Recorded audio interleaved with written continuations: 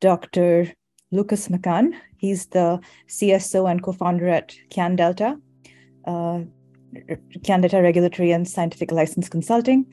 And he provides regulatory, business, strategy, and scientific oversight on all CannDelta projects. They have offices in Toronto, New York, New Jersey, and they've helped launch 300 successful cannabis businesses in US and Canada. Along with him will be Adriana Hemans, Director of Marketing at Course Compliance, and Axel Bernabe, the Chief Staff Officer at the New York Office of Cannabis Management. So, delighted to hand over the floor to you, Lucas. Thanks, Arundati. Appreciate the invitation as well. I'd like to welcome the panelists to join the stage. I'm very happy to have the opportunity to moderate today's panel, in which we will have the opportunity to compare and contrast New York's emerging cannabis market to some of the more mature markets like Washington and California. With me today, we have Adriana Hemans from Chorus Compliance, a regulatory software. She's from the marketing department, and Axel Bernabe from the OCM. Welcome to both of you. Thanks, Lucas. Thank you. Happy to be here. Great. So I'd like to go over to Axel and just start off there. New York put up some very aggressive timelines for opening up the state's first cannabis retail dispensaries, and of course for selling New York's first legal, regulated, and safe cannabis products before the end of this year. Are you able to comment if New York is on track to open its first stores before 2023? What kind of products do you expect to be available? I'm sure we're looking at dried flower and pre-rolls, but could New York consumers expect to see cannabis extracts or infused edibles and beverages on the shelves? Sure, I can talk a little bit about that, Lucas. I mean, in a nutshell, I want to just maybe take a step back and say and explain a little how we got here. So it's a little bit of an unconventional approach to a market rollout. We were fortunate enough to be the 15th state in the US to legalize. So we came in after a lot of folks have already given it a shot and did all the heavy lifting, quite frankly. California started before everybody else. So by the time it got to us, we'd already been given a bit of a roadmap. We'd also been told a little bit about some of the challenges, and one of the biggest challenges was the ability to roll out social equity as a general concept, and really to give licenses and give an opportunity to folks that had been disproportionately impacted by the prohibition of cannabis in the past. And that's been a challenge because it's both identifying who those candidates are, it's finding metrics to score and license them, and then assistance to getting them out into the market. So conversely to most other states that started with more well-funded and well-capitalized entities that were already participating in the medical program, we sort of inverted that a little bit and led the charge with smaller farmers and then with social equity conditional retailers. And so the reason I bring that up in terms of timing is what we really have by the end of the year is the foundation of a legal market. There will be sales, but it won't be the full scope and scale of the program as it develops over 2023. It won't be the full scope and scale of the products that will be allowed and that are permitted under the draft regulations that we published. So we did start with about 200, and I think we've awarded 272 farmer licenses, but those have been probably largely outside growers. So that's also been a priority from a sustainability standpoint.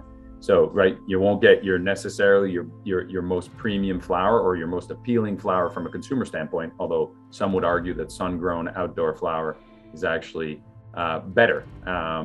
But so there's a lot of that. We have processors that have been licensed as well. So we do expect a number of infused products across the range, from concentrates to pre-rolls to gummies to all sorts of vapes. So those will be arriving as well. And then our dispensaries are opening. We're also allowing delivery very quickly. So there's a bunch of pieces to this. But yeah, the timing, Lucas, is on track. And I think the supply chain is unique in that it really is small, sustainable farmers matching up with social equity dispensaries. So we're quite happy about that. I think considering the timelines for the rollout, if we compare and contrast another emerging market that's just next door in the tri-state area, New Jersey, I think, there's certainly a hat tipping that's should be done to New York in terms of the velocity at which this foundation has been created. So I think if folks didn't see their first retail transactions happen before the new year, I'm sure they would have some sort of patience and allowance relative to, what we've seen in other emerging markets. Adriana, over to you. I know you're an expert in a lot of the products that we've been seeing move in other jurisdictions, mature markets like California. What would you say the kinds of products are that consumers are mostly buying in California? Is dried flower and the pre-roll category still a winner? Well, it is, yes. And I want to say first, thank you to Axel for putting together his thoughts on the social equity program in New York. And I have a lot of hope that it will be successful and maybe achieve outcomes in places where the California program did not. It's a little bit different than New York, just because we have social equity programs are coming from local jurisdictions. And there's many examples of areas where it fell short. One example that I can share is with my hometown here in Los Angeles. One of the requirements to secure a license was that they had secured the property first, which sort of put people in a loophole who were, likely to be low income, disproportionately impacted by the war on drugs. They would, borrow money in order to secure property and then end up not with a license. So now they're more in debt, basically continuing a cycle of poverty. So that's just one example, but there's many others. So I'm happy to see New York putting a lot of thought into how their program will be different. But going back to your question, Lucas, about the product types, flower still is the biggest seller in California, and edibles are the fastest growing. I think hearing those last two presentations from Robin and from Mike, and a lot of the emphasis on the wellness consumer, it's really a very important category to pay attention to. The wellness consumer is one that's growing fast. They are likely to be shopping in the legal market. They don't necessarily feel comfortable shopping in dispensaries. They need a lot of education. The wellness consumer is really a huge driver of growth for the category overall.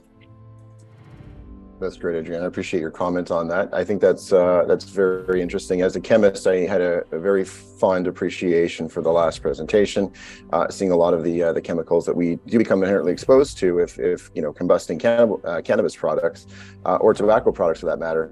Having access to non-combustible THC or CBD products or other minor cannabinoid products, I think, are extremely important, especially for those that are shopping in the medical markets, that may be using a medical document to acquire access to these products. So having that option is certainly important from a health perspective too. Also, on the chemistry perspective, going back to New York, with what we're seeing with a proposed THC tax, is this something that could potentially help to avoid the lab shopping that has happened in other more mature markets, Axel? That's an interesting question. I mean, that's not the primary purpose, although we are concerned, we certainly are concerned about the lab shopping, but to the extent that folks are shopping to get a higher THC read, then having a tax that increases as the level of THC increases could create a disincentive for them to do that. The tax is really aimed at seeing if we can, it's first and foremost simplifying, although it is kind of complicated to roll out, simplifying tax collection at the wholesale level, like alcohol, and the federal government here in the US has been interested in that because they do, there is conversation to take a federal piece of the tax before it gets taxed at the state level and local level. So there could be an unintended benefit of that, but it wasn't the primary driver. Okay. And then Adriana, what are you seeing in terms of the whole lab shopping situation in California? Is it still a ubiquitous problem that mature markets are dealing with? Yeah, and I think it's sort of a twofold problem, which we're seeing a lot of class action lawsuits against companies here in California. Jeter is one of them. they were overinflating on their labels how much THC content was actually in the product, and got busted by some lab testing. The parent company of course, compliance is SC Labs, which is one of the first testing facilities in the US. And part of their mission is to educate consumers that THC content is not the most important thing to look at to predict what kind of experience you'll have or what benefits you'll experience. So part of that mission is helping people look at other qualities like the terpene profiles and other cannabinoid content. So I'm hopeful that consumers will start to catch on, and we won't have this sort of double-edged sword of constant lab shopping to get the results we want, because there's the consumer demand on the other side asking for it. Breaking the cycle. I think Adriana is right. That it's got to be driven from that side of the equation. I think there's also a role for government.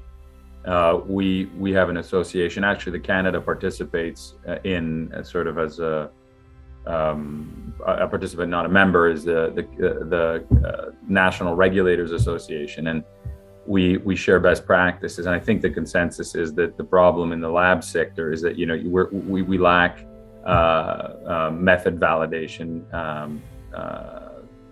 standards, frankly, and that not everybody's on the same page. Well, mainly because we're all developing them as we go along. And so I think once we standardize those methods and we implement them, and that's another role, I think, from our perspective, that the feds could play if they enter this space properly, to start to get everybody on the same page. I think that should reduce the lab shopping. Right now, a lot of states don't have a reference lab that can validate those methods, and so it allows people to use whatever they want to say whether there is a certain potency or analyte in the product.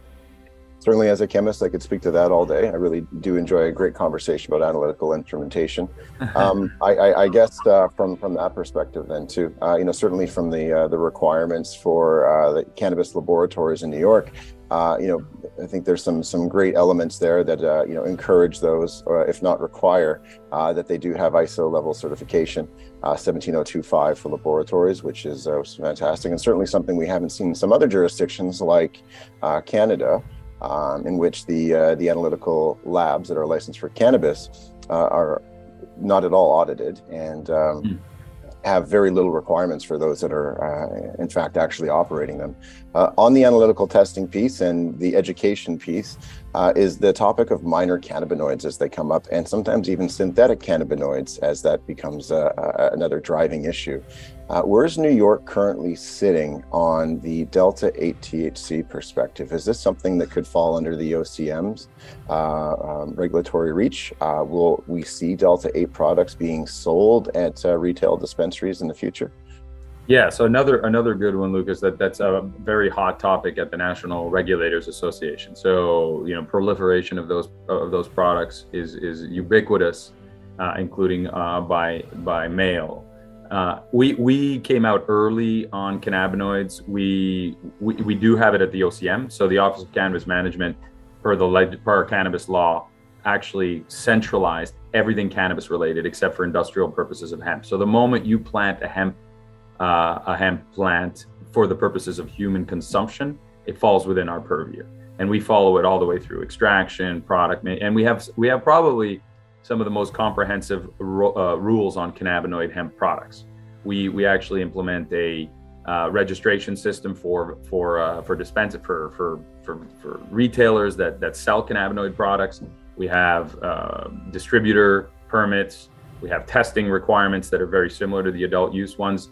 Enforcement is coming a little bit behind it because our agency is just sort of born. We're at about 150 employees, but that's only over the last year. So that enforcement is going to be picking up.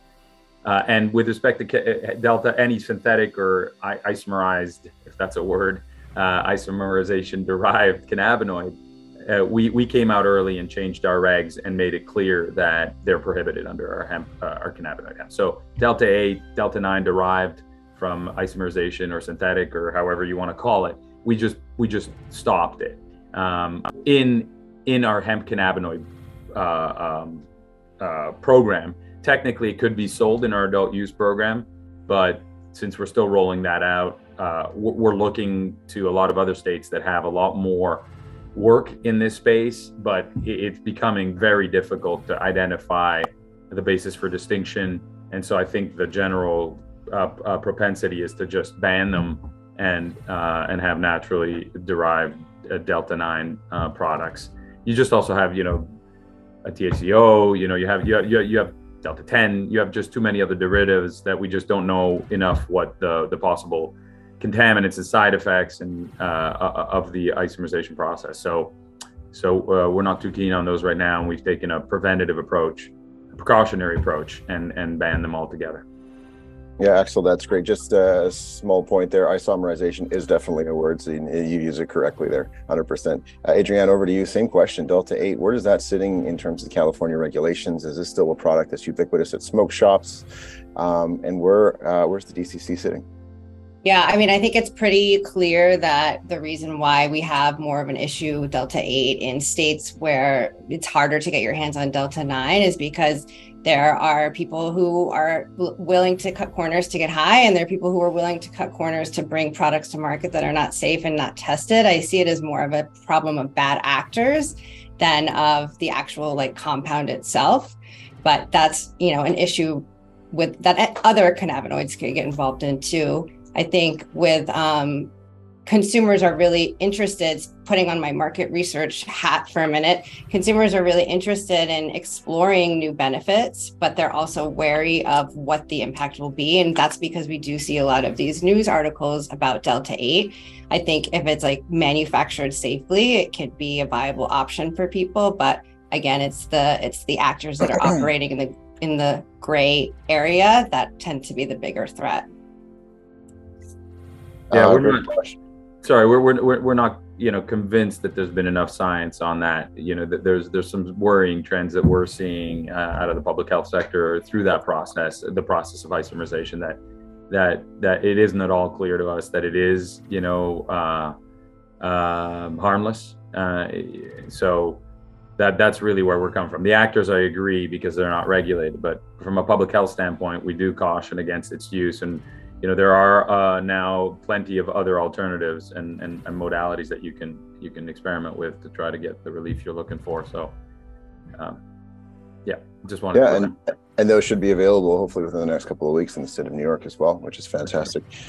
Continuing on the lab testing trend, one thing that I noticed when reading through the Seeding Opportunity Initiative from Hochul was that hemp farmers licensed in the state of New York prior to 22 would be the ones that would be supplying New York's legal regulated cannabis market. Hemp farmers in New York are largely those that are growing outdoor, I think some greenhouse as well, as far as I understand. And then in the association with any kind of outdoor agricultural is the proliferation of compounds such as mold, yeast, and bacteria. Considering the thankfully, very strict lab testing regulations, we did see some criteria there for mold, bacteria, and yeast in the requirements for what's going to be sold, and at least as far as it's concerned for dried flower. Do you have maybe a comment you can make there, Axel, about how we can perhaps combine sustainable farming practices, such as with living soils or outdoor practices, with some of the very strict and, in my opinion, very safe testing requirements for these products, especially as it pertains to what medical patients might be using? Yeah, well, that's a very good question, Lucas. I mean, I am probably not the person to opine on that because it is a very scientific question, and we have folks on our team that are significantly better versed on that. But big picture, from our agency standpoint, we've all been consuming and smoking, in particular, I guess, outdoor grown flower for a very long time, and every step we're taking on lab testing is going to be a significant improvement from a soil perspective, from a pesticide perspective, from a bunch of other contaminants perspectives. So we're very proud and happy about that. But once you get to outdoor total yeast and mold, there are definitely different approaches on the East Coast and the West Coast. The West Coast has a long history of outdoor grow, and so total yeast and mold is handled differently than on the indoor East Coast grows. And quite frankly, people get, I think, caught up in total yeast and mold as a catch-all category, supposing that if you relax the total yeast and mold standard, you're actually not going after any molds or any other bacteria. There are specific species, Aspergillus in particular, that often folks talk about that are targeted. So we have several subspecies that are specifically called out that have to be tested for. So you're going after known contaminants and known molds that are worrisome. But what you also have to do is balance exactly what you said: the need for sustainable grown cannabis, for affordable, for environmentally sustainable products. So I think we've learned a lot from the West Coast on that. There will always be room for improvement here, further refining, further research. Part of the problem of having this substance be illegal for as long as it has is that we just haven't done the research on it. And so I'm sure that there'll be more evolution on this, but the approach we took was precautionary on total yeast and mold. You still have to report it. So we didn't do away with it like some of the West Coast states. In terms of a metric, you report it. And if we find that it really exceeds all sort of reasonableness, we will come and inspect it. We'll ask you to pull it and then retest by different batches. So that's the middle ground we picked here. In terms of growing style, one that's been ubiquitously popular in places such as Canada, where outdoor cultivation is limited to one season and usually a single harvest per year, is the movement of the cultivation practices happening indoor, where cultivation styles such as aeroponics and hydroponics, albeit certainly less sustainable and much more energy heavy in terms of their use and operation, can potentially lead to lower bacterial counts because of the lack of the use of soil and having products of decomposition around the plants. There's certainly the challenge there, though, that it makes cannabis one of the least sustainable farming practices in the world. Adriana, I'm just wondering if you could comment on the kinds of cultivation sites that we're seeing in mature markets like California, and what is happening, I guess, there in terms of folks being able to satisfy yeast and mold counts, and what are some of the alternatives, I guess, that folks can look to if they're not hitting those marks? Super good question. I am not a chemist, so I can't speak to the chemical composition of the plant or what we can expect in yeast and mold levels. But I can say that I think it's really interesting what's happening in the California market. There was a satellite study done by the LA Times where they went out and measured the size of illegal growing operations, and it's double the size of what the legal market is producing, enough to fuel the whole entire state of California and then some. So competing against the illicit market is a big struggle. And I think that a policy like the one that Axel just described, that's more friendly to farmers and establishes a relationship of trust so that we can help bring them over to the legal market, is a good policy. And yes, they'll be refining it as we go, but as a starting point to begin this relationship and say, welcome to the fold, please operate legally, I think it's a good first step. Sure, and sorry, maybe I should rephrase. I'm not necessarily saying, in terms of chemical remediation, but, in California, would you say that the bulk of the cultivation facilities are still largely indoor? The legal market, yes. Okay. Yes, what are you seeing on the illicit side? Are a lot of these illicit operations operating as outdoor cultivation sites? Yeah, they're almost double the size, both in terms of what they're producing and the size, like the square footage. Okay, well, I guess to Axel's point, the reason they can probably do so is because of the sustainability of outdoor growing. Mm-hmm. Although we are very familiar that folks in the illicit market probably pay very little mind to, any kind of analytical testing regulations. Some of the criteria in Canada, for example, when it comes to those testing requirements, have been challenging to satisfy as well. And what a lot of licensed producers, as we call them, have had to turn to remediation methods such as irradiation, which is really similar to microwaving. That leads to products that can sometimes be very dry, odorless, and in many cases tasteless, and causes other minor products such as terpenes and even flavonoids to evaporate in many cases. That leads to, for example, folks going onto social media and spouting out how they feel that government weed is just not the same quality as what they've been getting illicitly. And I know in places like California, there have certainly been, a large ongoing battle with the illicit market to keep that in check.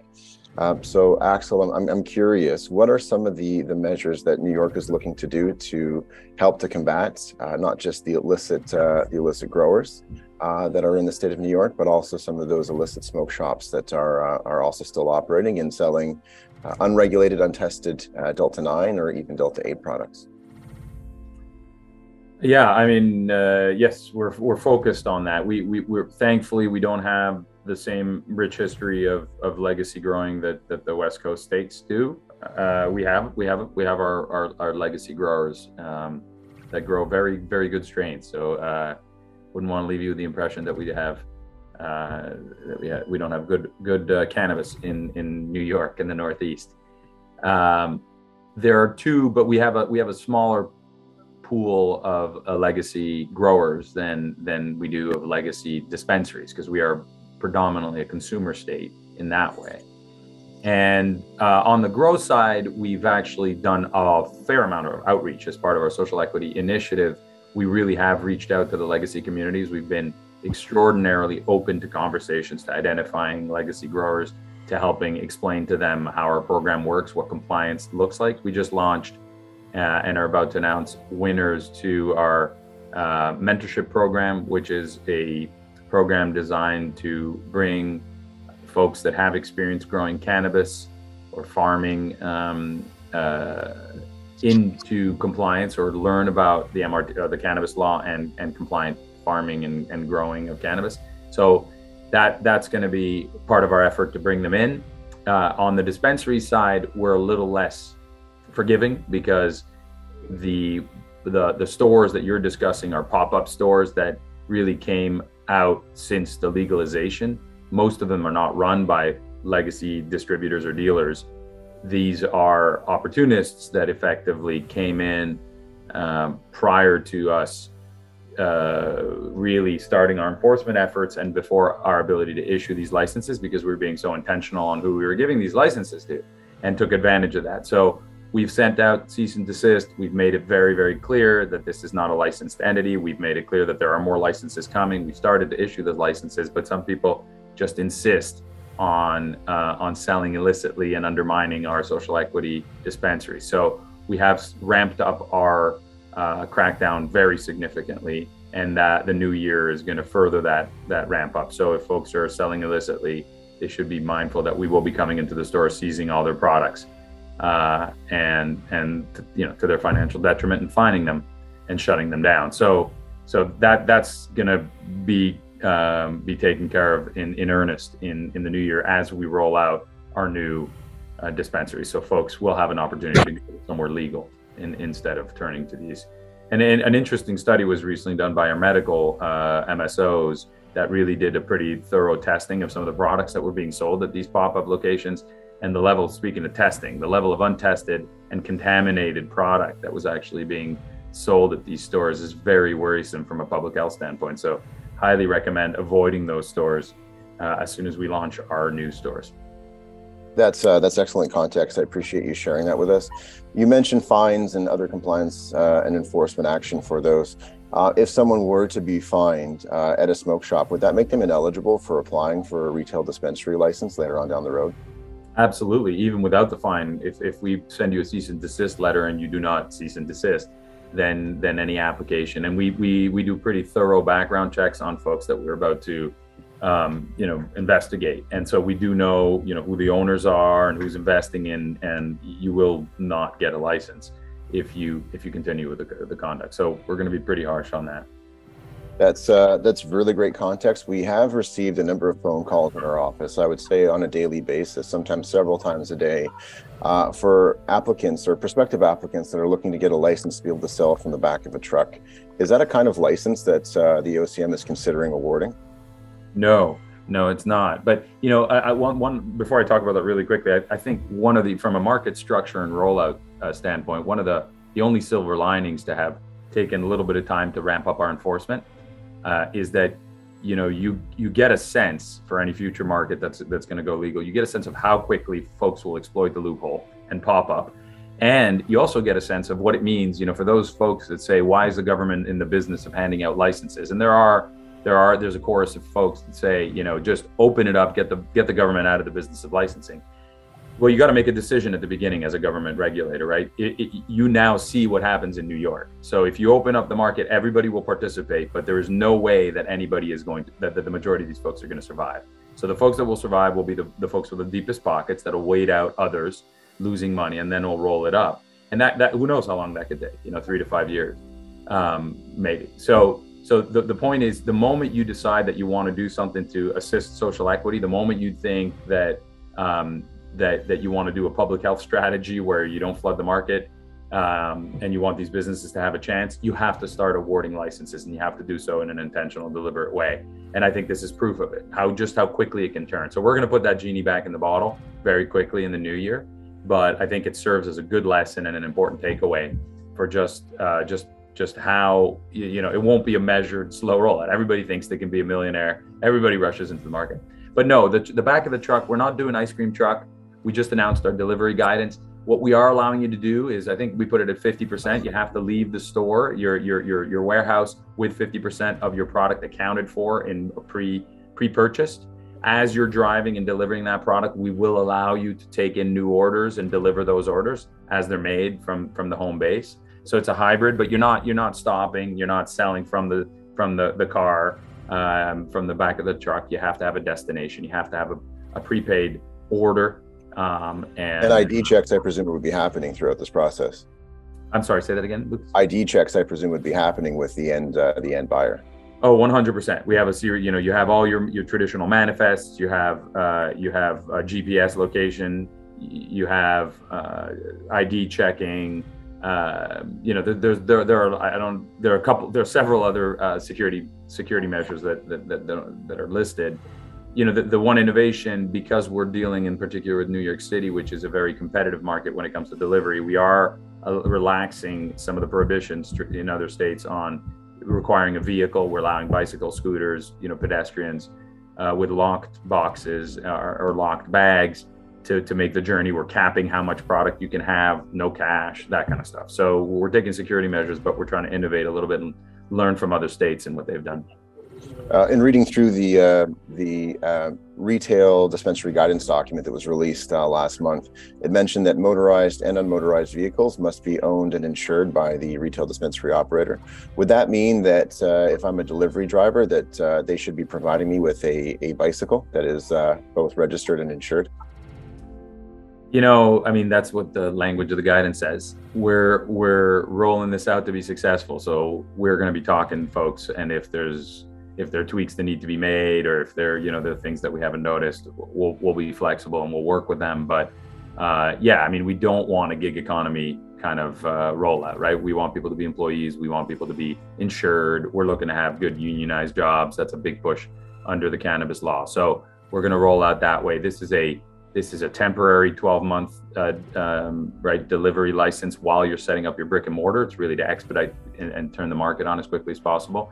So we'll allow some flexibility as we roll it out, and we'll have lessons learned as we get comments back from our regulations. So this can change, but right now, the language says that, and that's what we're kind of rolling out with. Perfect. Adriana, in terms of the Weed on Wheels format, what are some of the initiatives that California has put in place? Are we seeing Uber Eats flock to that market? I love that you just said weed on wheels. I feel like we need to trademark that immediately. And I'm just sitting here imagining an onboarding package where you get a free new bicycle when you take on your delivery job. So I can't really speak to what the policy is with bicycles, but I can say that we've updated in California our policy about delivery recently. It used to be that required to have 2 people in the car at all times making deliveries for safety and security, which of course greatly impacted the margins that delivery operators could expect to earn. They've dropped that requirement. I think that that's a good move. I think that we're also adjusting our policies as we go, even though we are a pretty mature market comparatively. I guess in terms of the distributor license, which is much more of a B2B version of that delivery license, are unmotorized vehicles permitted for those that are just looking to do distribution between, let's say, cannabis processors and retail dispensaries or on-site consumption lounges? Is that a question for me or Axel? Sorry, that's Axel. Apologies, Adriana. No worries. Yeah, no, so far, will they be in the future? If we get comments on those regs, that's something we could consider. It's not now because the guidance really deals with B2C, not B2B. But, I don't know. I guess we'd want to hear from folks as to whether they really need to do that. I'm hoping that distributors are shipping a little bit more than bike sized deliveries to our retailers. I mean, this is going to be a fairly big market, so I'm hoping there's a bit better logistics on that, but we'll wait to hear from folks on the comment period. But right now that's not contemplated because it's B2C only. One of the licenses that I think I'm most interested in learning a lot more about is the processor manufacturer license. In reading through the regulations that were out this month, it was clear that there's a certain level of adherence to good manufacturing practices that would be required. Axel, I'm just curious if you could comment on the different, compliance levels that those in that space would have to achieve, and how, I guess, variable folks with that license type really could be in terms of the kinds of sites that would be operational, compliant with that license type. Yeah, so the way we did it with our cannabinoids before our adult use was to go with the federal standards for food safety and dietary supplement safety under the federal rules, and so we've actually directly incorporated by reference those standards. That would make some of the products that are manufactured that are closest to dietary supplements like pills really follow CGMP practices under the federal rules, which are acknowledged, fairly rigorous. The question, I think, from a manufacturing standard perspective is, what are you manufacturing? The beauty of cannabis when it comes to manufacturing, as with so many other things, including sustainability and growing. I mean, it touches so many regulatory areas. That's why I like it so much, is that you're making so many different types of products. You're making, clear edibles and beverages that are food, although the USDA and the FDA would not want to consider them foods, but, are clearly made and consumed as foods.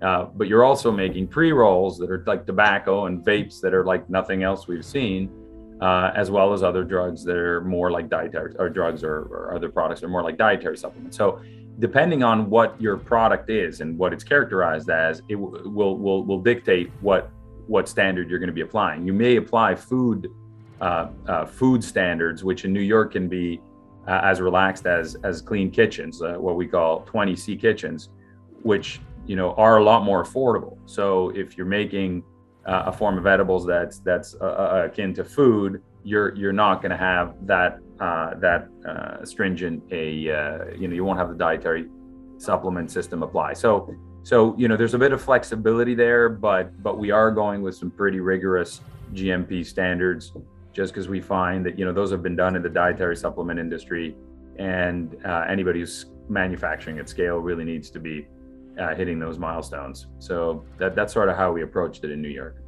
When we were speaking on Monday, you had made references to clean kitchens for a lot of these edible manufacturing plants. That would be effectively what you'd be looking at in sort of the restaurant industry, something more akin to that. To what? I made reference to what? I missed that word. Clean kitchens. Right, that's the clean kitchen. That was the reference, exactly. So if you are making a food product, something that would qualify as a food product, you would be following the sort of clean kitchen 21 FCR 117, I believe, rather than 111. So I always get them confused. One is the dietary supplement, one's the food. So that there are different standards depending on what it is that you're making. And so we'll have to get on the same page on what product fits in what category and what it is that you're making. But if you're making vapes, we're going to be asking for that heightened standard. Okay, fantastic. Adriana, I guess same question to you. What do a lot of these sites look like? And what are some of the tools for compliance that a lot of these folks are using to make sure that they're staying on the right side of compliance actions? Well, I can tell you, manufacturing is not my area of expertise, but we do have a similar system in California where it is, it's following the GMP, the same federal standards. California, which might be some helpful context for this conversation, designates different types of manufacturing, ones that involve solvents, ones that don't involve solvents, and then there's the type N, which is just infusion only, and those follow the food safety standards. The details of what that actually looks like, the manufacturing process, I'll leave that to the experts to explain. Sure. I mean, we've certainly had an interesting year, I guess, or interesting couple of years in terms of a lot of the external market factors that we've seen, pandemics, near world wars.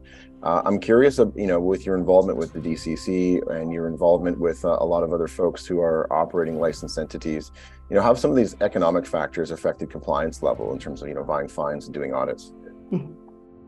My involvement is really through the capacity of Chorus Compliance, which is a software tool that helps operators maintain compliance, document their records, stay on top of changing regulations. And through that, what I can tell you is that it's a huge challenge, even just knowing what's changed and then generating new standard operating procedures based on that, and then communicating it back to your employees. The more locations you have, the more complex it is. So I think for the cannabis industry in general, particularly in the US, being able to scale a business is really dependent on having those streamlined processes in place. What we're seeing is that I think because we're in an economic downturn right now, legislators are turning to levying fines as a way to make up for tax revenue that might be lost. So that's just another example of why we're going to see more crackdowns, more surprise inspections, more surprise audits moving forward. Would you say now that DCC can regularly inspect all their license holders annually, or are you seeing that these inspections are happening less frequently? I think we're going to start to see them happening more frequently, not just in California, but across the whole United States. There's been people in Michigan who are saying we're going to crack down. Basically, across the board, we're seeing more of an intensification of that.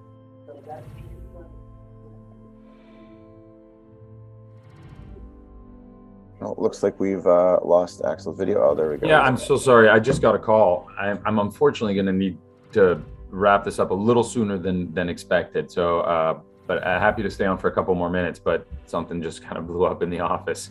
But so yeah, sorry to distract, but let's keep going for a couple more minutes if you have a couple more questions, and then. Oh, absolutely. And speaking to New York regulations, I'd certainly be happy to speak all day and provide comments and really learn about what this process is going to look like. Axel, one of the reoccurring themes that sort of come up are that these regulations are in a draft phase right now, and that if folks do have concerns or maybe some suggestions on what the future could look like in New York, how can they submit those for comment?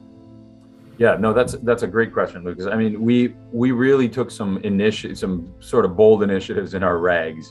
From a sustainability standpoint, we put a lot of stuff in, very, very, very detailed data tracking, HVAC, lighting requirements. We went really far down the rabbit hole there, and as an example, and mainly that's because we're looking to elicit feedback. So we figure it's easier to put stuff in there to really get folks thinking about very specific issues. Sometimes when you put regs out that are very high level, you get high level comments and it doesn't help in implementation of a program. There are a lot of moving pieces to implementing this program, which again makes it very exciting, but we need specifics. And so there's a lot of stuff on environment. There's a lot of stuff on the market architecture. We have a lot of questions about the role of platforms. That's something, we haven't talked about, but both B2B and B2C platforms, their role, how do they impact small businesses? How do they impact brands and small brands' ability to get to market? So we have a 2-tier market. So there are a lot of a lot of regs that we put out. So warning folks that, those are actually being officially filed today. And so a 60-day comment period begins. And if you look at our website, there is a link, and I can't remember if it's regulations at ocm.ny.gov. I think that's the email, or it's OCM regulations. It's safer to check on our website, which is Office of Cannabis Management, New York. If you Google that, you'll find it, and you'll have 60 days to submit those comments. Then we'll take a bit of time to go through all those, and we'll be responding to all of them. So that's the timeline, and we really encourage folks to participate in that process, because we don't have all the answers. That's fantastic, and I really appreciate your openness to entertain a lot of my comments and questions about and my interpretation of the regulations. So hats off there. In terms of when the applications do open up to the broader public, and we're not just looking at the conditional licenses, or we see conversions from the conditional to the annual licenses for cultivators or retail dispensary operators, there are a lot of folks on the outside currently that haven't been eligible to apply yet that are very excited to get into New York's regulated market. What are some of the things, in your opinion, Axel, that some of these would-be prospective applicants can do now to prepare for when the applications do open up to the broader public? That's a good one, Lucas. I mean, first, the only delay has been starting with a equity-centered focus and then getting the regs out. So commenting on the regs is the first thing. The regs do highlight all the license types, and there's a lot there. We have a micro license, and how do you feel about 3,500 square feet of indoor grow, or 10,000 of outdoor grow, selling your own brands, a cap on how much you can process, the ability to sell at different locations than the one that you're manufacturing at, the fact that you could have on-site as a sistered up sort of entity, that makes the micro an interesting license that should be looked at. I think familiarizing yourself as to what license you want to participate in, remembering we have a two-tier system. So if you're thinking of being a grower and manufacturer, you won't be selling at retail, right? We have an alcohol model. And so that's a really good thing, because as a brand, you'll actually be able to access a bunch of independent retailers and not be tied in and competing with only verticals that are really locking up the retail space and your ability to get to market. There was actually a really very interesting Crane's Business article out of Michigan that talked about the consolidation of the verticals in Michigan and the inability of small brands to get to market because retail was getting locked up that way. So we really want to get to the bottom of that data to understand. But I think we have a very interesting approach to it. So understanding the market approach, understanding the license type, commenting on those. As soon as those are final, we're opening up our licensing. And that means we're opening it up across the board for all licenses. So, and understanding the licensing process, understanding what will be required of you. We're not looking to make it onerous. We don't need you to have a lease. We learned again from California on that, as Adriana was saying earlier on. We want to make it as simple as possible to apply, but there will probably be some processes to identify where you come from and prioritize you under certain conditions. But I think that's the step right now, is just understanding the market, understanding the regulations, and being ready to go by the middle of next year. I think New York has potentially poised itself to be one of the more progressive, if not the most progressive, and potentially sustainable cannabis markets in the U.S. Once the conditional licenses have been awarded to card applicants, will we continue to see a prioritization for social equity applicants once the applications open up to the broader public? Sure. The exact mechanism that'll take, Lucas, is not entirely figured out yet. Again, getting feedback from folks. We have a social equity plan that's supposed to come out. We've had tremendous stakeholder engagement, roundtables, gotten feedback from the community on that. So that'll dictate a lot of the criteria and the ways we roll it out. But yes, the goal of the cannabis law still is to shoot for about 50% of our licenses to be social equity, which is broadly defined to include, distressed farmers, veterans, women-owned businesses, minority-owned businesses. So it's a broad category, but we are still very much focused on making sure that we try to launch an equitable business. And then, licenses, there are going to be a lot of licenses. So they'll turn, and there'll be, people opportunity to get in afterwards with purchasing a license and getting in that way as well. A lot of those folks that will be opening up the first New York facilities, retail dispensary stores, or even acquiring delivery licenses are very excited about the fact that they're going to have a significant amount of runway to really establish themselves in the market before the doors open up to MSOs or multi-state operators. How much time do they have before New York will open up the doors, and can they remain shut forever? Yeah, so I think what you're talking about is, our medical providers, like we were saying, that were previously grandfathered in other states. Right now, the regulations put out a proposal of sort of 3 years from the first sale, which will happen before the end of the year. So if you time that, really by the time the middle of the year, you're not looking at full 3 years.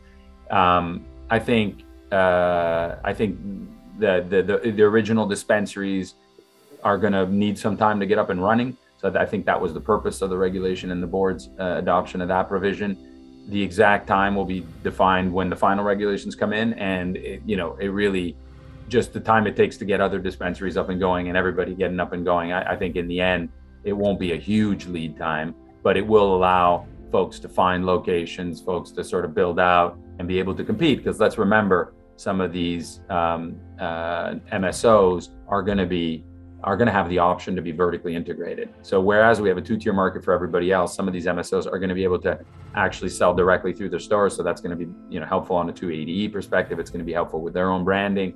So, there are a number of benefits there. And so, waiting a little bit to launch those benefits is, I think, what was intended with that delay in launch. But yeah, so unfortunately, I am going to run. I'm so sorry to leave 10 minutes early here. I think I've done too much talking anyway. So I think Adriana should weigh in on some of these issues as well, Lucas. And my apologies. It's just there's always something happening, and here I just need to get back to folks. So thank you very much for the time here and the very good questions, very insightful questions, frankly. And look forward to circling back with everyone here and hearing from folks in our regs. Thank you, Axel. And absolutely, thanks, Axel. We're going to start with our hard-hitting questions, and unfortunately, you're the only one left here. So I know. I'm sorry. I know we had left 10 minutes at the end for this. 9 minutes. I'm leaving 9 minutes early, so apologies for that. But appreciate it, Axel. We'll be sure to make sure to let everyone know about how to comment on the proposed regulations. Thank you so much. Take care, everyone. Adriana, I'm just curious, going back to the conversation surrounding social equity, are you able to comment on what California has done, if anything, to open up the doors to potential social equity applicants, or did they entirely miss the boat? Well, I think you could find a lot of examples of success or non-success on both sides. I think one thing that sort of enables the existing companies to stay in business is because of our vertical integration. But that also opens up the door to operators in the state who might not necessarily be profitable. And I think a lot of people are staying here because they think that there's a brand recognition to being from California because of our extension of having a strong cannabis culture in the state.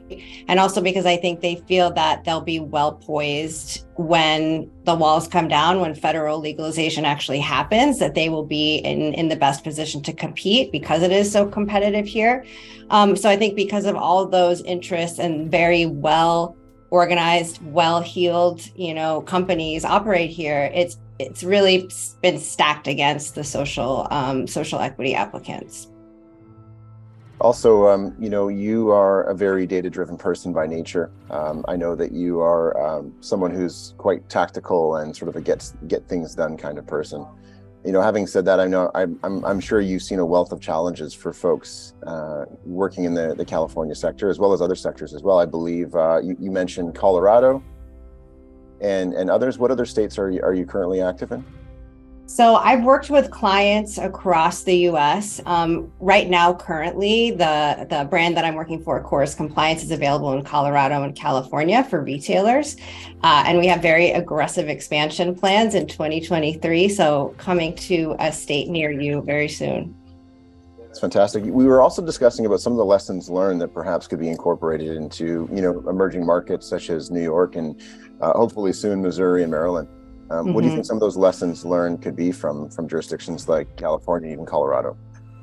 Well, I think for, an emerging market like what we have, we'll start to see more consolidation. So it's kind of tricky, right, how regulations can kind of stand in the way of that.